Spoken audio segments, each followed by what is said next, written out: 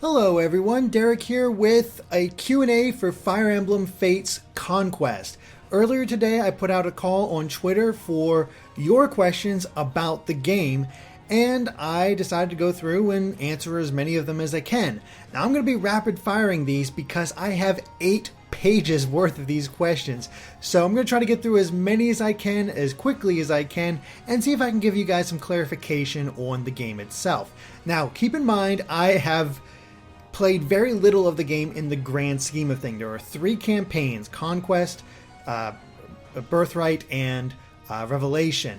And I've only played up to chapter 16, or is it 17, of Conquest, and only what you saw of me streaming for Revelation and Birthright, which is basically not even near enough to get any kind of sense on how different the other game, how different they are compared to Conquest. So my knowledge is a little limited in this respect, so I'm going to try my best to answer what I can. With all that said, let's go ahead and start this up. So first up we have Matt Crofton, who asks, how daunting is Conquest to someone that only came in on Awakening? It looks more appealing to me than Birthright. I think you can still handle it. It is tough. I'm not quite sure how tough it is compared to Birthright, but there does feel like a definite increase in difficulty. Many of the chapters that I've encountered so far involve characters from the Hoshido side, and they are rough. They can kick your butt so quick if you're not prepared or don't set yourself up in just the right way. Now keep in mind I'm playing on normal mode with the classic difficulty. Basically, so if any of my characters die, they're dead for good. So I've been restarting if I lose any characters, which have happened a lot. I've actually gotten to the point now where I need to get through this game. I need to beat it. So I've actually had to sacrifice a couple characters just so I can continue, because the matches can be very long, even as early as chapter 12, 13, 10, 11, whatever. The matches can go on for quite a while because I have to be so precise with what I choose, and this is just normal difficulty. I can still have hard mode and lunatic mode, which are, is very intimidating. However, there are ways that I think the game allows you. I think there's a good reason why they added the new mode to allow for units being resurrected very quickly, the Phoenix mode, rather than just the casual mode from Awakening, which both are in there. So there's ways that you can tweak around it to try to make everything work.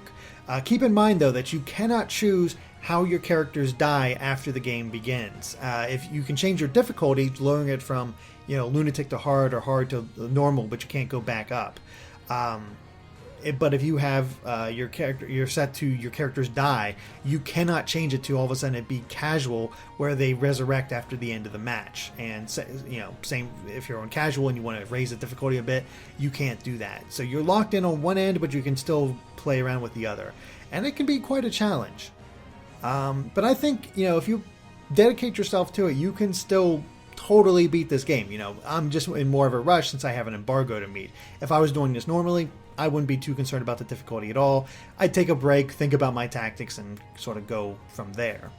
Alright, next up we have Tim Draws Stuff, who asks, is the character development any good?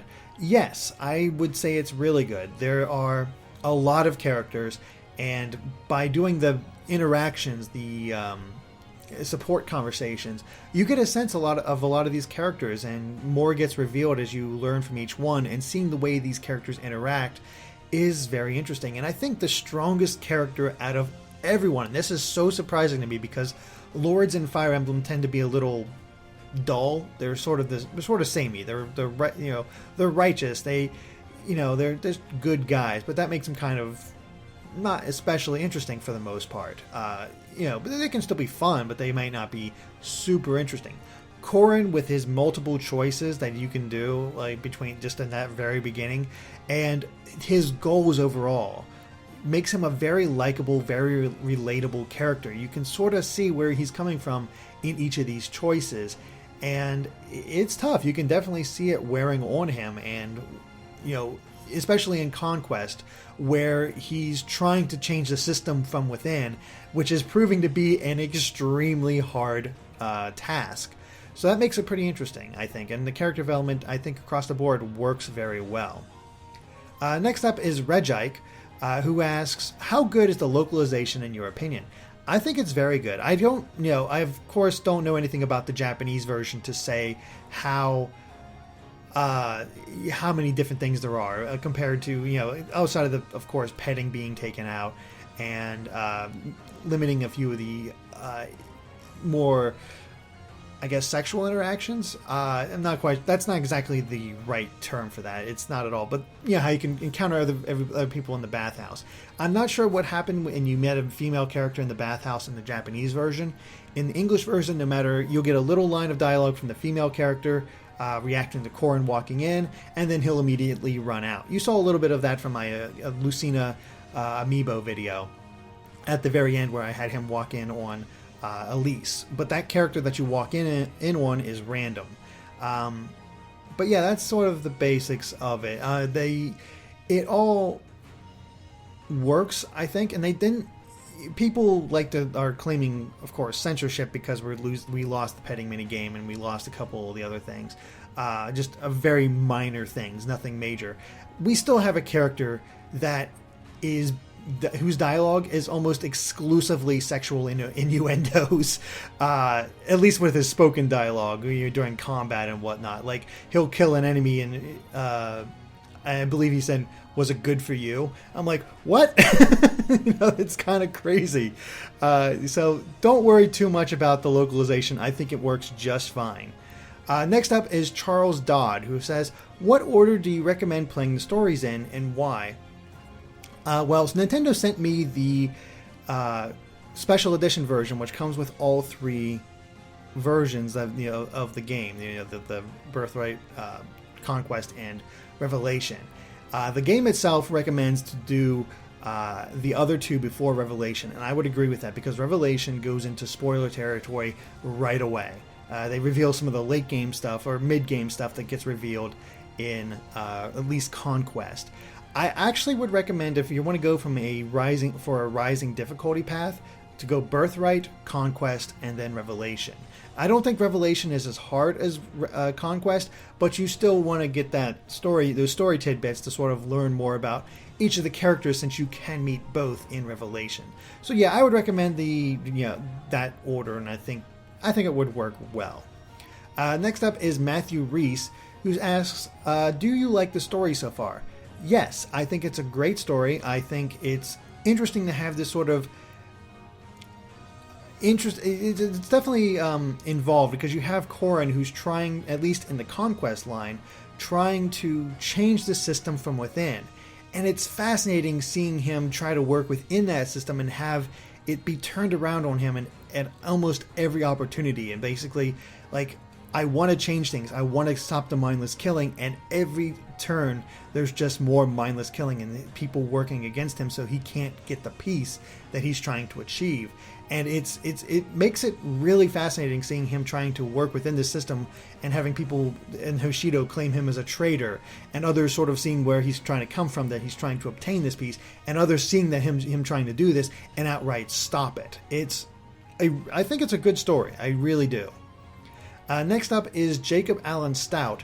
He wants to know, is the game gender trapped? Conquest is the female avatar and Birthright is the male avatar. No, you can choose either gender as soon as you begin, and it does not matter. You have each one. So I'll be keeping my male character for all three playthroughs.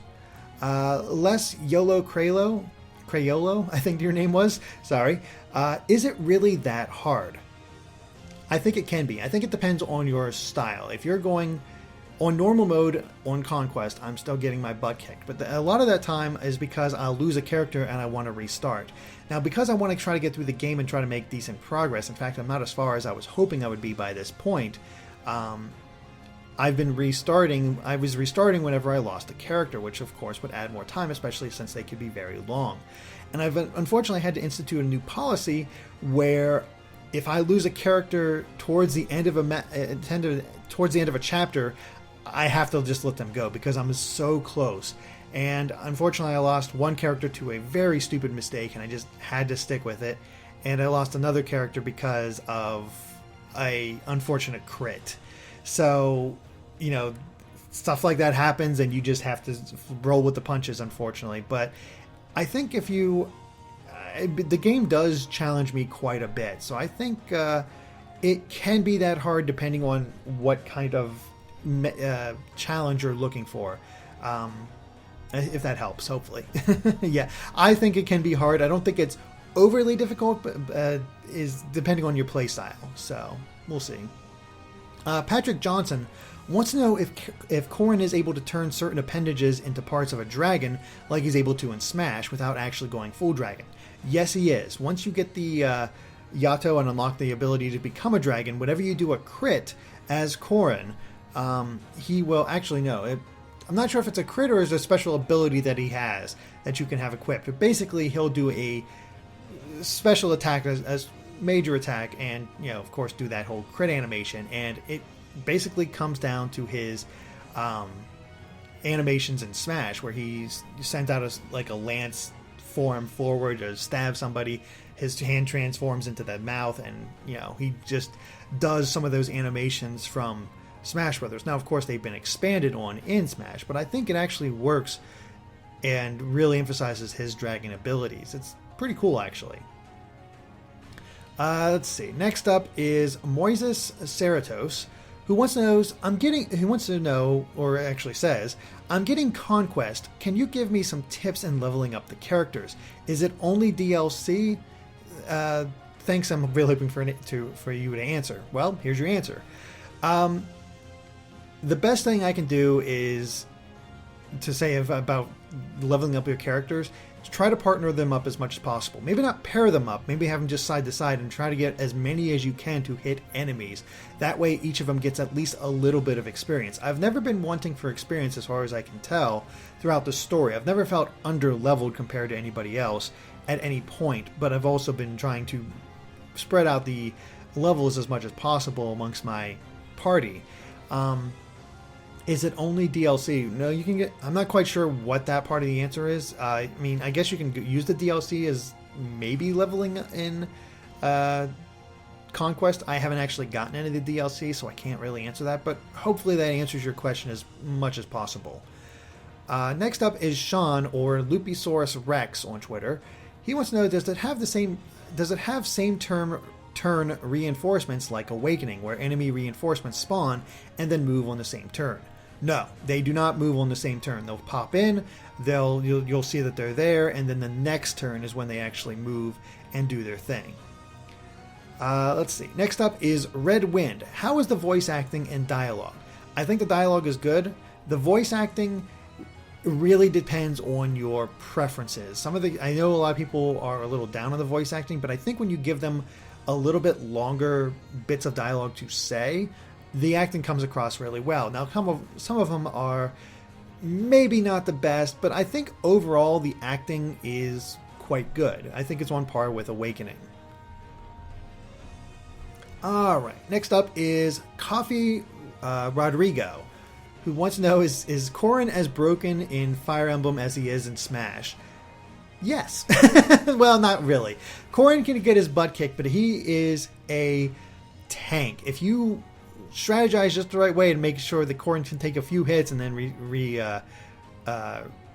attack back, he can be a very potent enemy, very potent character. In fact, he was the very first one I got to level 20 because I liked using him that much.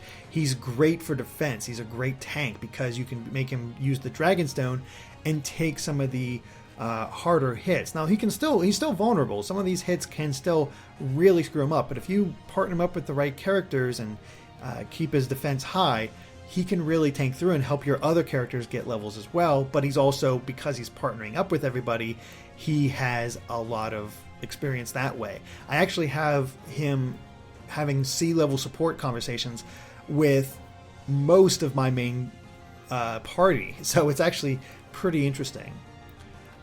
Tim wants to know, compared to Awakening, how good is the story?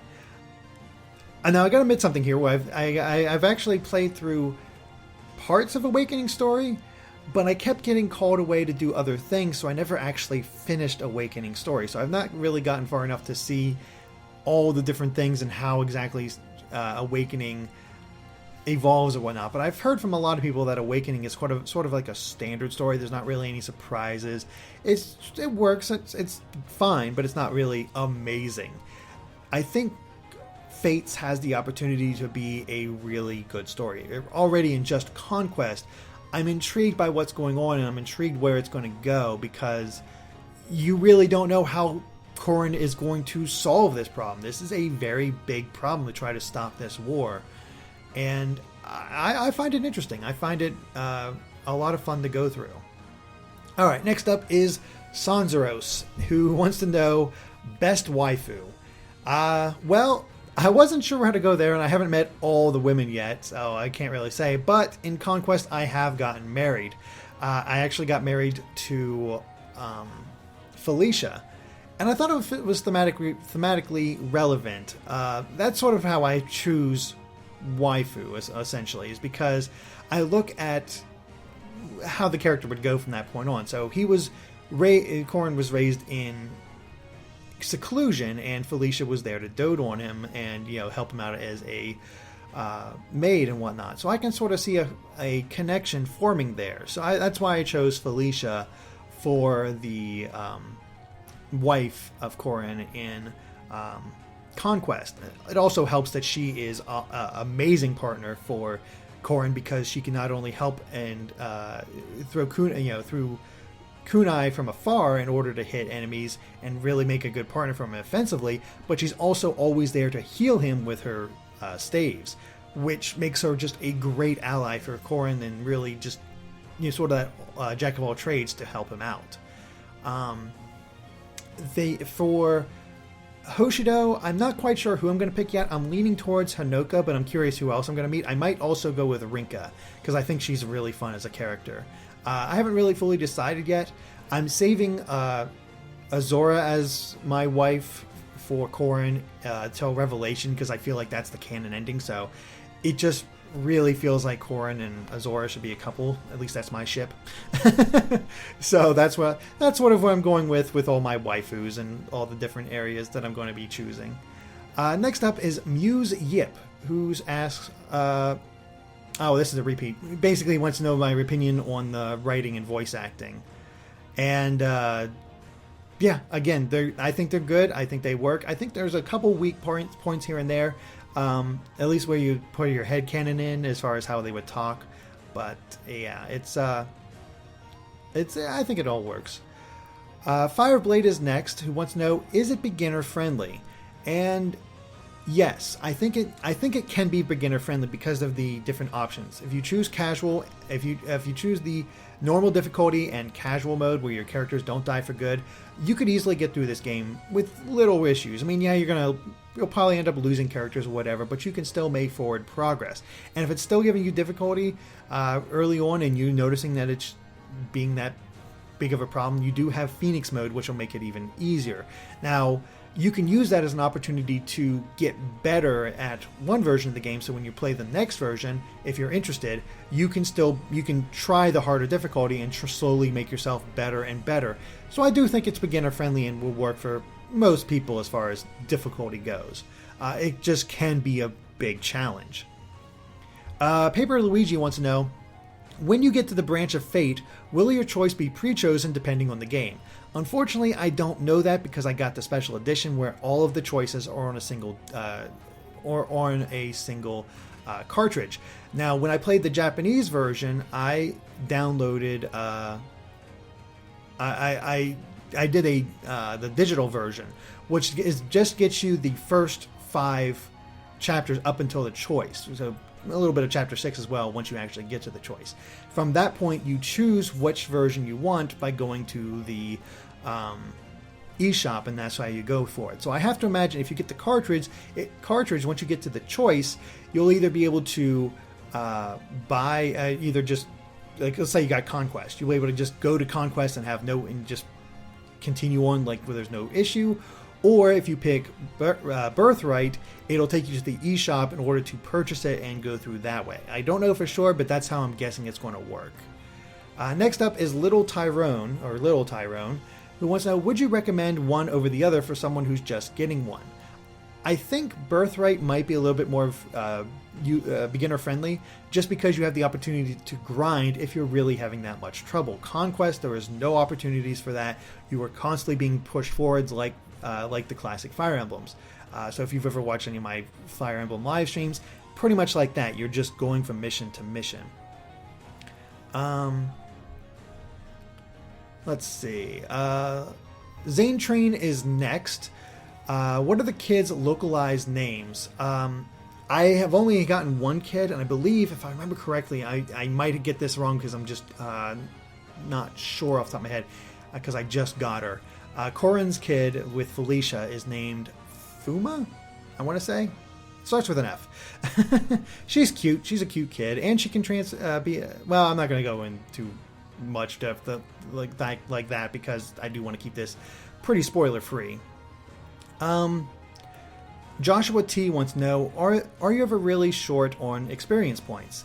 Like I said before, you can be if you don't play your cards right, but I think you'll still have powerful units that take advantage of those experience points.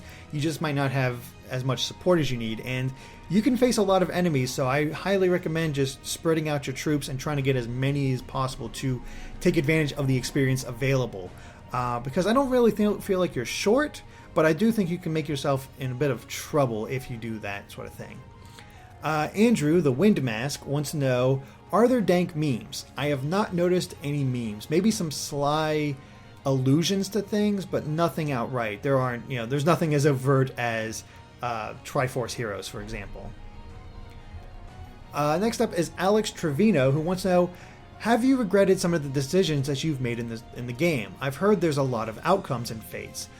I'm assuming there's I haven't gotten too far where I've seen like choices beyond the big one, and I don't regret that choice because I'm going to go through every single one. One of the choices I did come up to, though, that I recently had to make was either do I outright kill a character or do I forgive him and see what, sort of let him join. So we'll see how that plays out with that decision, but that's the only one I've actually encountered in the game. The one choice I do regret, though, is I accidentally killed a possible character that could have joined me, and I didn't realize it because I'm so there's a lot of times where you fight a character and you don't actually kill them because they're story relevant, but I accidentally, so I thought that might be the case here, and no. And I actually found out what actually happens wasn't too great for that character, so I did feel really bad, but again, I could not restart. I had to keep moving. Otherwise, if I was playing normally, I would have restarted and okay, yeah, no, we're not letting that happen. Let's see. Villagers Mewtwo wants to know, are support conversations still in the game like there was in Awakening? Yeah, they work exactly like they did in Awakening. There is no real difference at all. So, yeah. Kevin, or Kelvin Belmont, wants to know, how much do the drawbacks of the weapons have an effect in playing the game, since weapons can't break? Honestly, it's interesting that I don't have to pay attention to weapon durability anymore. It's all just work. So I'm actually less inclined to upgrade my weapons because they worked well. The detriments, though, are pronounced with a couple of the characters that have like steel axes and whatnot. Like, they'll do massive amount of damage and have like a 25% chance of actually critting an enemy. However, they only have like a 75% chance, and considering I've missed enemies at like 86% chance, that's a big deal. It doesn't happen all the time. You're usually good to go, but yeah, the percentages can really screw you over depending on plans at times, and sometimes they can help work in your favor. It all really depends. But yeah, I think it works. It's not. It's less that you have to manage, and it also sort of plays with it because there's a lot of variations of weapons now where they'll have different abilities based on that. So you can really look at the what the weapons are able to do and decide what works best for you. And you know, I could choose between, for example, for one character, I can choose between a bronze sword, or I could have them use a giant wine bottle, literally just a bottle, and I can whack people with a bottle with a sword. And the advantage to using that version is it actually gives me much better dodge statistic. So you really do got to play. So you can have these ridiculous weapons and they sort of work out for you because of these stats. So I do think it's an interesting change. I'm not sure how I feel about the removal of the weapons decreasing, but I do like the variation. So I'm still sort of ruminating on that. I think it works, but staves still run out. Healing items, essentially. They still have a limited amount of uses. So you do got to keep that in mind as well. So it's not completely gone. Next up is Dolphin Rebooted 2016. Is there a wide variety of characters from Hoshido in Conquest that you can use, and likewise in Nor for Birthright? Well, I don't know about Nor for Birthright, but I have encountered at least a few characters from Hoshido that have joined me. Not a huge amount, but there are a few. But I think there's going to be more of a crossover between Hoshido and Nor characters once you use Revelation. I think they're mostly segmented when it comes to the individual playthroughs. That's just a guess, of course. Let's see. Next up is That Pun Guy. Andre? How long does each version of the game last lengthwise? I'm going to go out on a limb and say probably about 30 hours.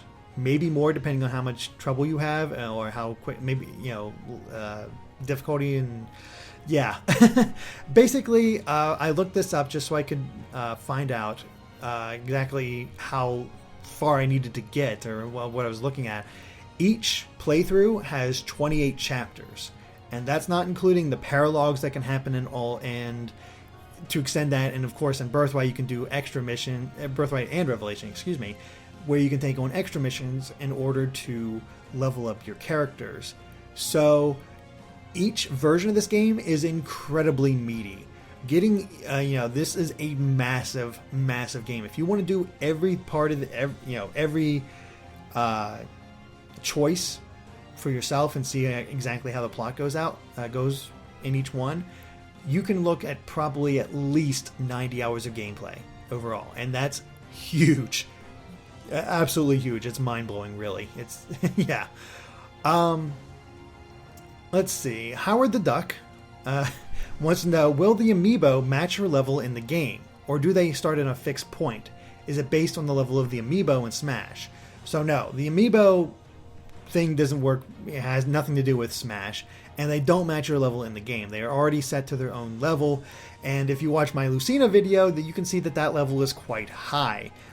They are really tough, and I don't know much else beyond them because you actually need to beat them in order for them to join you, and I don't feel confident enough yet that I can beat them, though I am getting close to the point where I'm going to try again soon. So I'll be able to figure out more, and I'll of course have videos showing off what exactly the amiibos can do and that wide variety of aspects. But yeah, they are at a fixed point.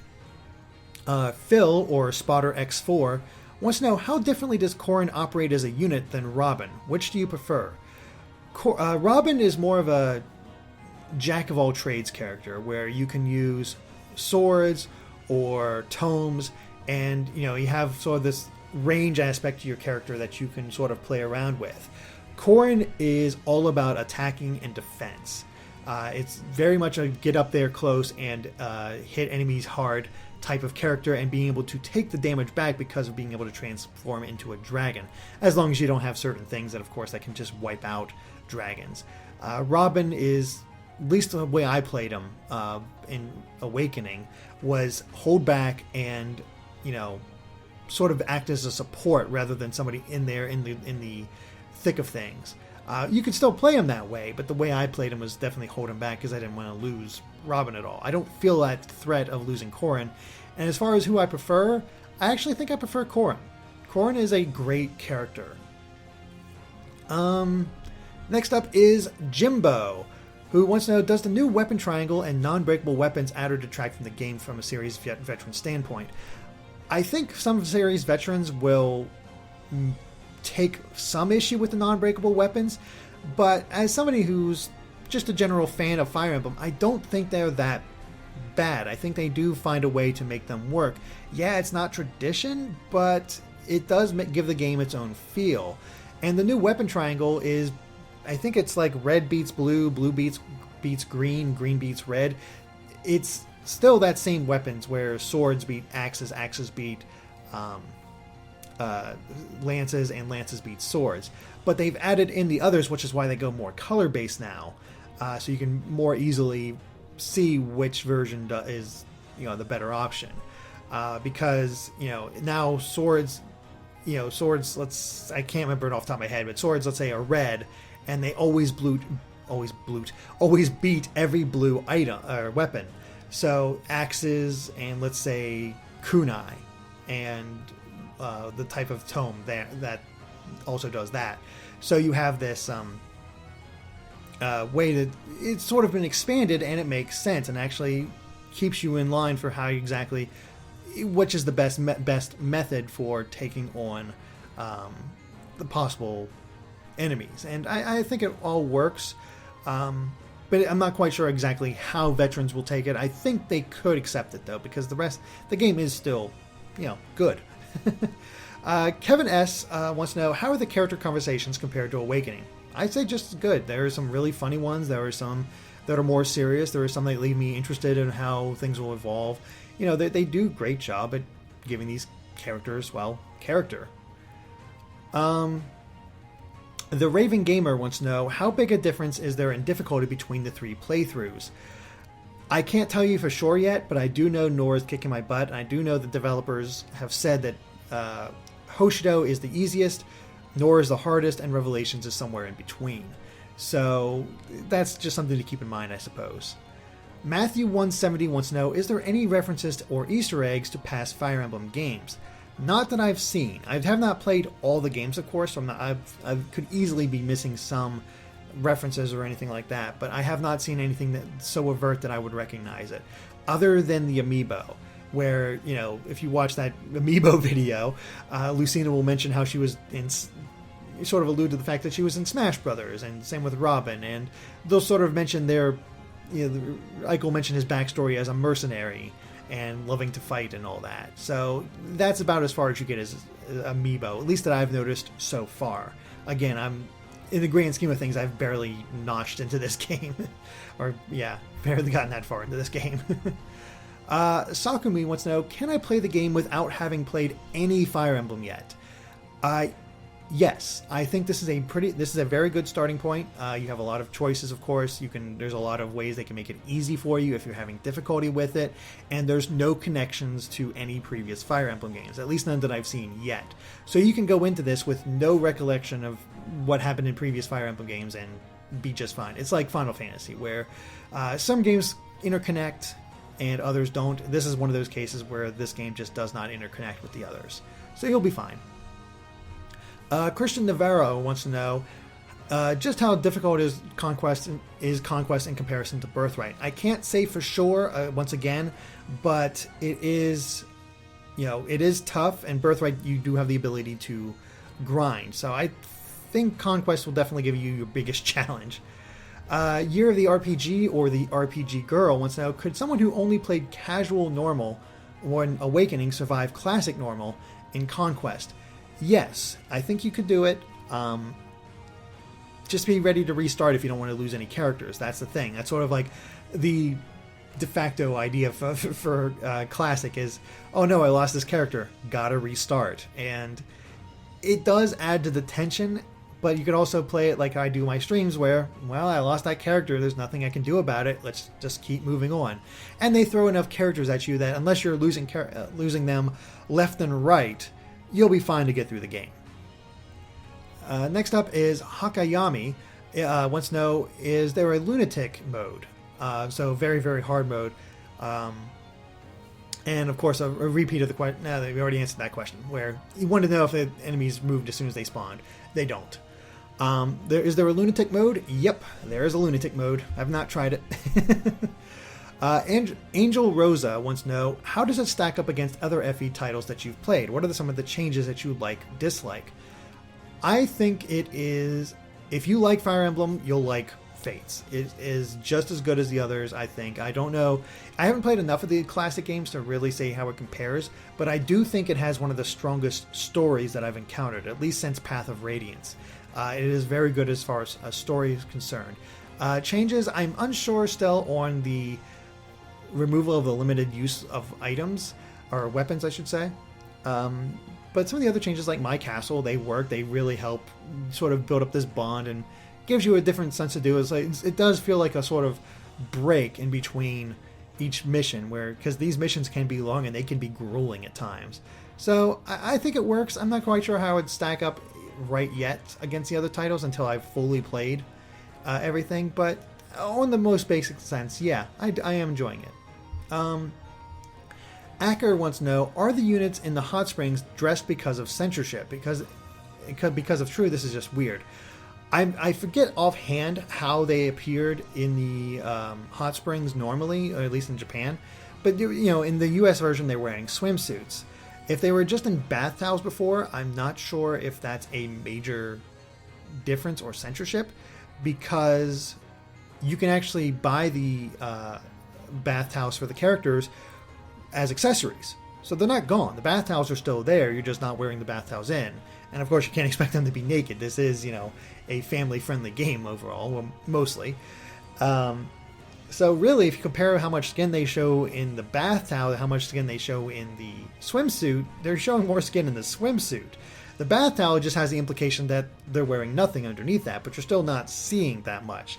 So there really isn't that much. I don't even say there's any censorship. It's just localization in getting rid of the petting and not having to make the voice actors do moans or little noises or anything like that, which I think is for the better. I think there's not really any big reason to worry about localization in this, or censorship as you put it. Cart off L Tip, I want to say, or Spottled2 is your Twitter handle. Is it really worth playing all 3 editions? I'm in the process of finding that out.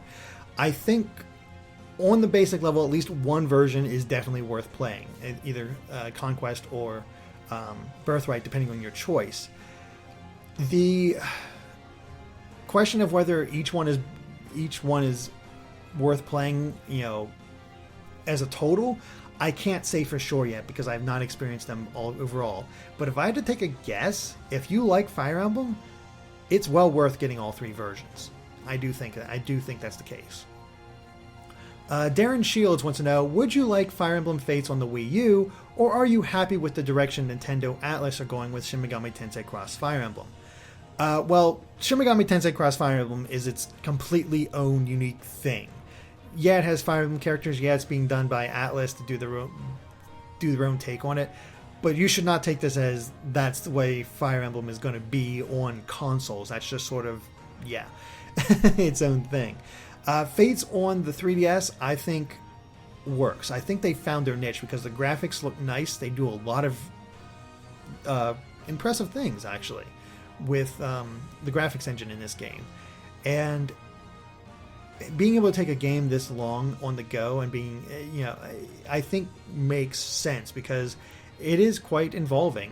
And I think it does work well for the, portable market. Would I like to see of Fire Emblem on Wii U or console? Yeah, of course, because you could get much better graphics and really do interesting things with it. But I think it works for portable. Vic wants to know, or Vic and Lasu, I don't know. How does the My Castle feature work, and does it affect the gameplay or story? My Castle does not affect story at all, other than just introducing it in the story. It's basically its own little portal. It's completely separate from the rest of the world.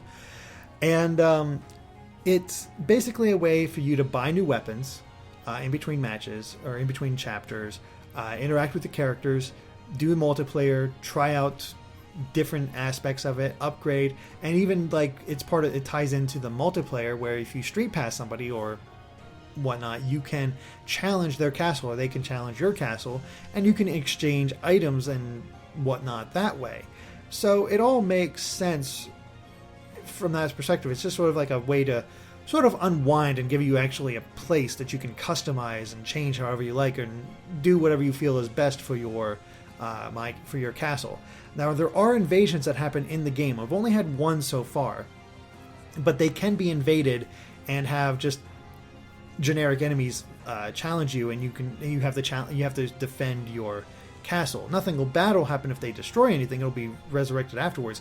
But the key point of it is that this is a way for you to earn a lot more dragon points, which is or dragon vein points, which is what allows you to build new buildings, upgrade your buildings, and so forth. So yeah, that's pretty much everything. That's the basics of my castle, at least. Attack on Ducks wants to know, can every character be promoted to a new class? Yeah, as long as they're not already at the second level of their class, then they can be promoted. But I'm not sure if there's enough. I don't know if there's enough Master Seals in order to do that for every character. So I think you still have to pick and choose. Next up is Thomas Rod, who wants to know, is it possible to be gay on the American version, or was this feature removed? I don't know. I have not gone that version. I forget which character allows you to be gay in each version. But I have not heard anything about it being removed. So it's still there. I am pretty sure it is still there. It doesn't seem like the type of thing Nintendo would remove. At least I don't think so.